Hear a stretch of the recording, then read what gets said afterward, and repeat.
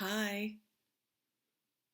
Have you ever made mistakes and then have come down really hard on yourself with the thoughts that go around in your mind? Well, guess what? You're not alone. I recall having it being brought to my attention many years ago when someone was sharing their own story and someone had asked her if she would ever speak to a child the way that she speaks to herself. And of course, the immediate response is no, at least for most of us, well adjusted adults. We would not do that to any child. And in that moment, that's when the epiphany hit me because I realized how unkind I was to myself, how judgmental and hypercritical I was of everything that I did. And I thought to myself, why? And I think back then I wasn't even on a super conscious awareness of my spiritual journey. It was just the very beginning of having a higher level of self-awareness. How we speak to ourselves, our inner dialogue, is of utmost importance in self-love, in being able to receive love. And yes, we can give love, but not as authentically as we are made to if we don't know how to love ourselves. And again, if you're not on a conscious journey, then most people aren't even aware of the varying differences of love, the degrees of love, loving someone unconditional. Most often, the conditional love is what we experience, the kinds with expectations or having an agenda of some sort. And again, not conscious. This is all happening in our subconscious minds.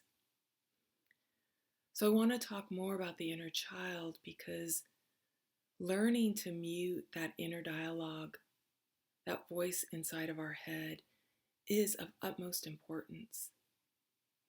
Being kinder to ourselves. It's okay that we make mistakes. It's okay that we may have missed the mark. That's how we learn. That's how we grow. And all the mistakes that we've done, God, our creator, our source, all these things are not a surprise. We're still loved. We're still supported. We're still forgiven. But do we forgive ourselves? And that's the imperative piece that we sometimes miss, is receiving it. I encourage you to set the intention, to turn down the volume in how you speak to yourself. And it's not going to happen overnight. Typically it doesn't. If it does, then awesome. But when you have a moment when you recognize that that's happening, that's when you just put your hand on your heart and say that you love and accept yourself unconditionally, and it's okay. And if you happen to be around people and you're a little uncomfortable to do that in front of someone, then just do it in your mind. It's okay. You're allowed to not be perfect. I affirm that over you. Not that you know me personally, but I feel like I'm here to support you and I'm your friend, whether I know you in the physical 3D in person or not.